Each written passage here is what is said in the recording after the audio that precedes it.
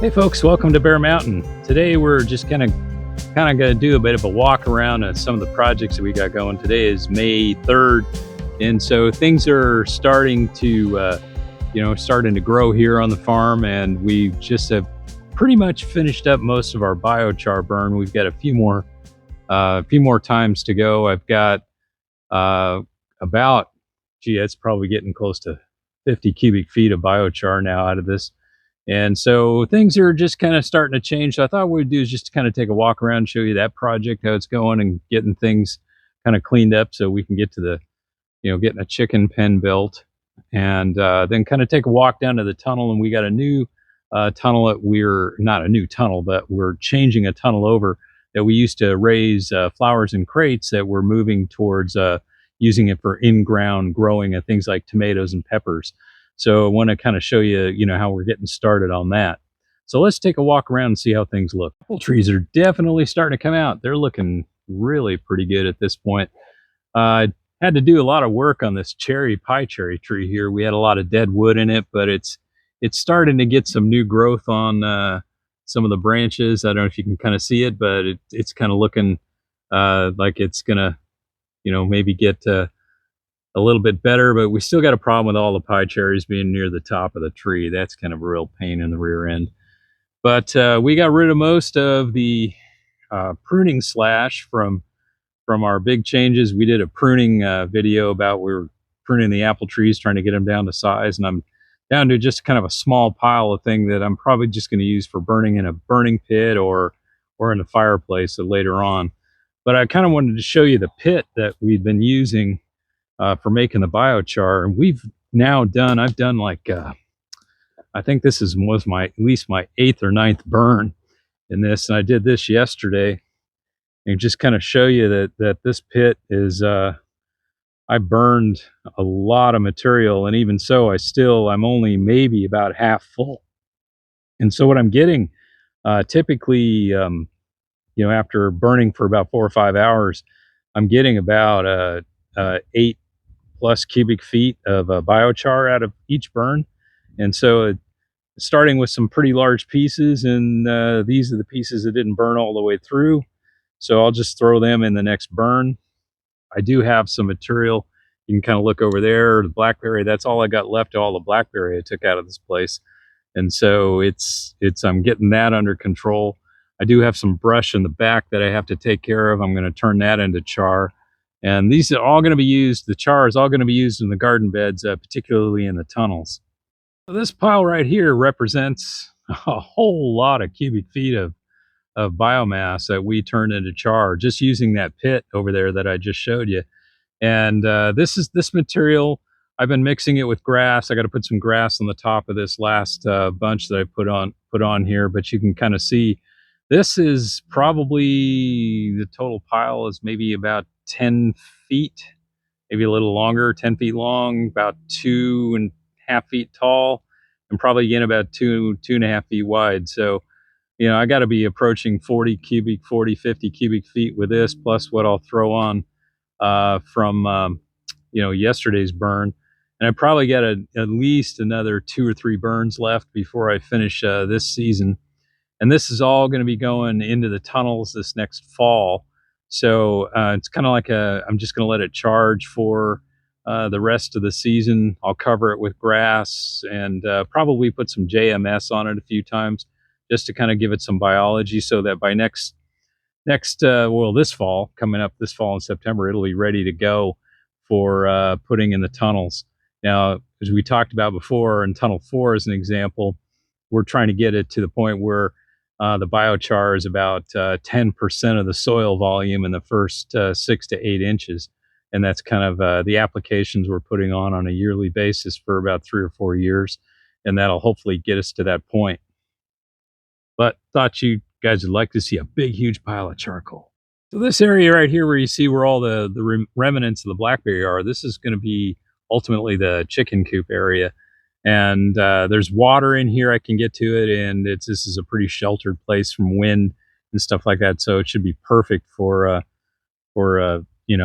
keeping things kind of not getting whipped by the weather that bad.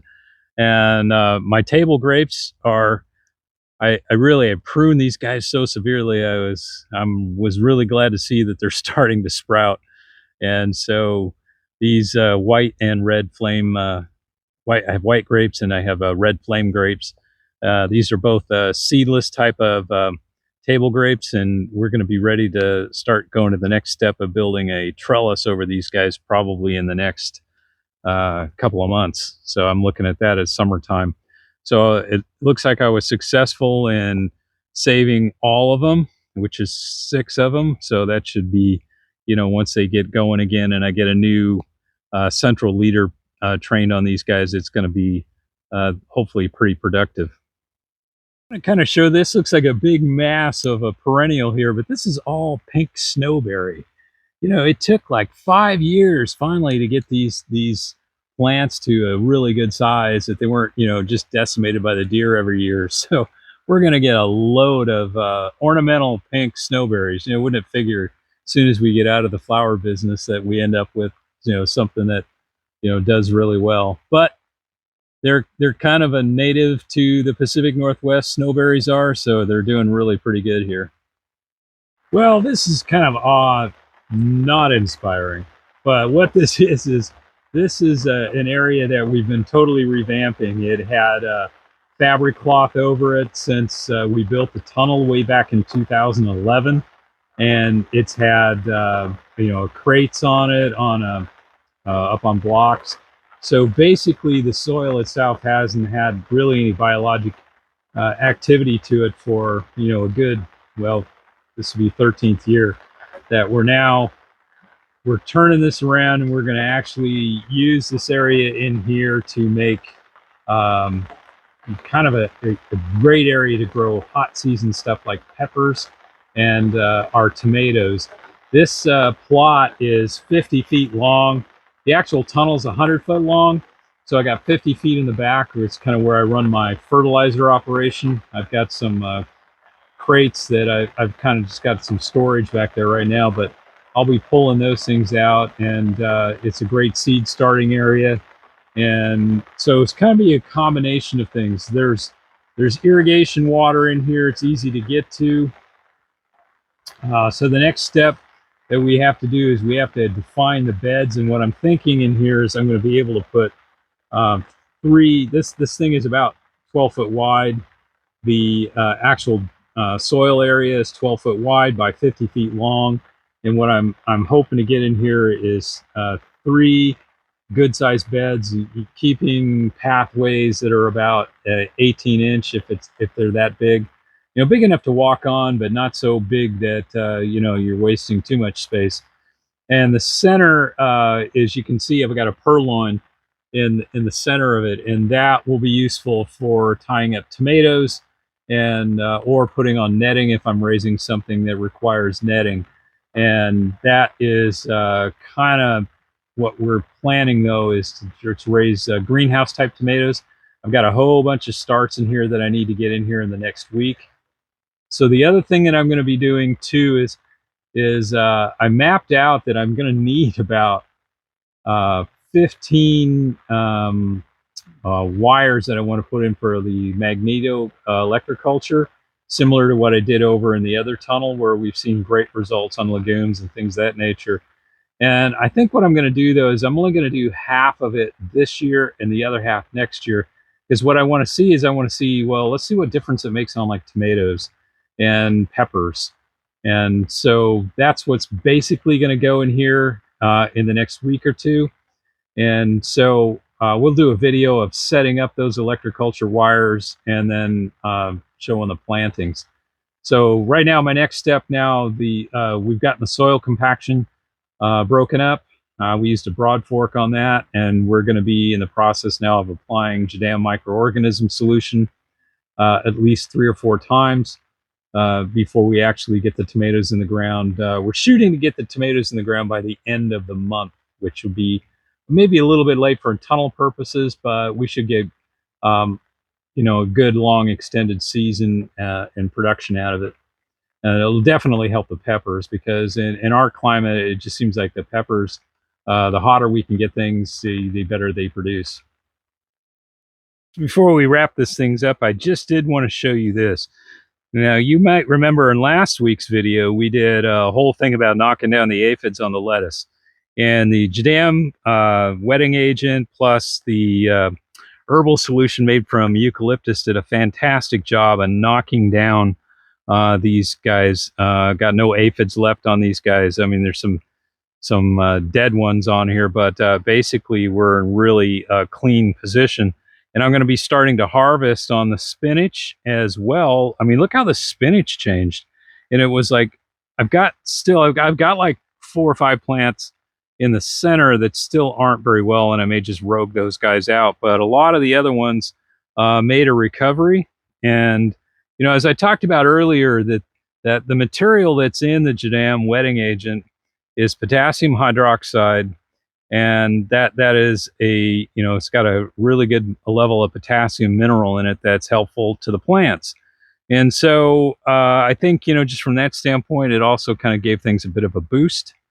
And you can see, so we got a lot of good greens to start eating on. And the interesting thing about these things is they've only been in this tunnel realistically since about the beginning of April. So most of this growth is in the span of about 30 days. So that's actually pretty fast. And I think that's been a definite positive. But I did want to show you the results of you know, getting the aphids knocked down, and it did a really good job. The zucchini, I got 4 of them came up, which is pretty good. So I'm going to transplant 2 of them, kind of spread this out a little bit. But we're going to end up with 4 plants of zucchini. So that actually came out really well. Now you look over here, again, these are the electroculture peas, and they're blooming now. They're still growing, you know, putting on great vegetative growth.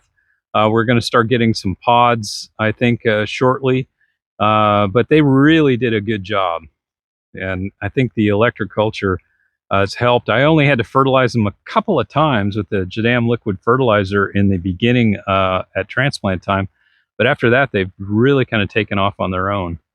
Now, the one thing also too about the lettuce back over here is this is also under the electroculture. So this may have also been a good influence, because I can't say it did much for the spinach, but definitely the lettuce looks nice and big.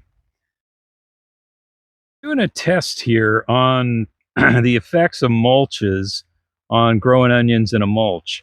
And one of the things I noticed, and I'm going to end up spraying for these guys, but one of the things that we ended up getting once I put a mulch in here, if you notice the little spittle, see if I can zoom in here on this. Can't quite get it right. Okay, we've zoomed in it the best we can. But these are what we call spittle bugs, but basically they're a sapsucker, soft-bodied, and they will take the sap and they'll end up blowing little bubbles and a kind of a protective foam around them. They don't typically last long, and they're usually gone within, you know, a month. This time of year, you can kind of see there's another one. So I'm going to be using the Jadam pesticide solution again, and see if this will knock those guys down as well as I did with the aphids. So the idea of what I'm trying to do here is kind of conserve soil moisture. The mulch was cut grass. I used a scythe. I didn't use my lawnmower. And it's been on here now for about 4 days. And the grass itself is drying out, but it's almost like a straw now. And so what I wanted to see is if I could get the you know, moisture conserved, and see if what effect it has on bulb size. So the back of it, as you can see, I did not mulch. So this is just going to kind of be a test. The first negative thing, like I said, I noticed is I started getting these spittle bugs on it. I haven't seen any other insects causing any problems, but it is kind of a, I guess I brought it in with the grass. So just as a note here too, you know, the delphinium, the ones I transplanted are a little smaller than the ones I didn't transplant, but they're actually, you know, they're all really pretty healthy. So they did pretty well on transplanting these guys out. And we're starting to harvest now on some flowers on these things, so that's pretty cool. It's always nice to have some color. This is our bed of our first potatoes, and what I'm showing you right here are the red Norlands. and our Yukon Golds, and then a Kennebecs. And the last group that hasn't come up yet that I planted last week was a German Butterball. And I've got, for the Red Norlands and the Yukon Golds, we have approximately about a 5 or 6 inch mulch on these guys. And I got to put a little more grass mulch on the Kennebecs because they were a little slower. But we can see that the plants are actually staying pretty healthy.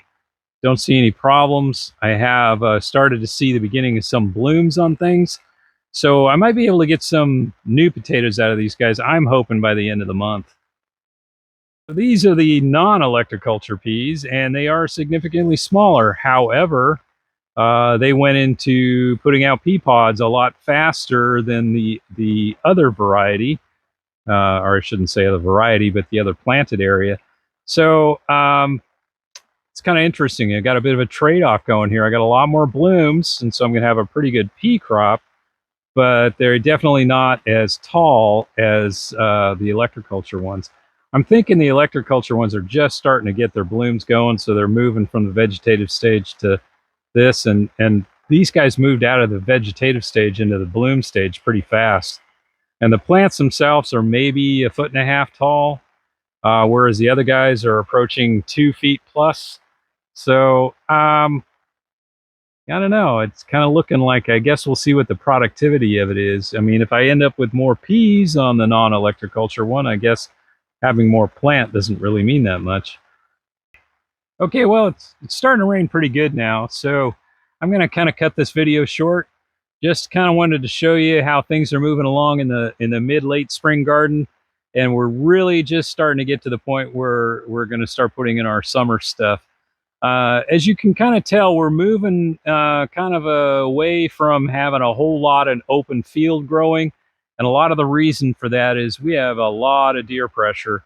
So what I'm trying to move to is things, if I plant in the field, that the deer won't bother too terribly much. I mean, onions, I guess I could have left in the field, but I also had a lot of really wet soil at the time when I needed to plant these guys in the ground. So I kind of had to weigh that.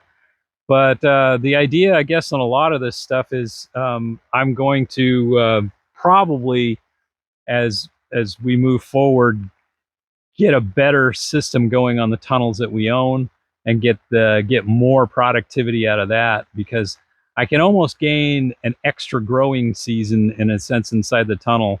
I can start things a lot earlier than I would have outside, and I can go a lot longer than if it is outside. I mean, normally our outside garden is really essentially from near the end of May to early part of October. And as you can see in here, we're at the first part of May, and I've already got a lot of things that are rocking and rolling. I'm going to be picking peas here shortly. Already got the lettuce going. The potato plants are moving along, and so I'm going to be taking stuff off of them probably, at least a month ahead of time of what I would have got outside. And I have significantly less slug damage and things that I would normally have outside. So I'm thinking, for me, it's making a lot of sense to try to get as much in these tunnels as we can.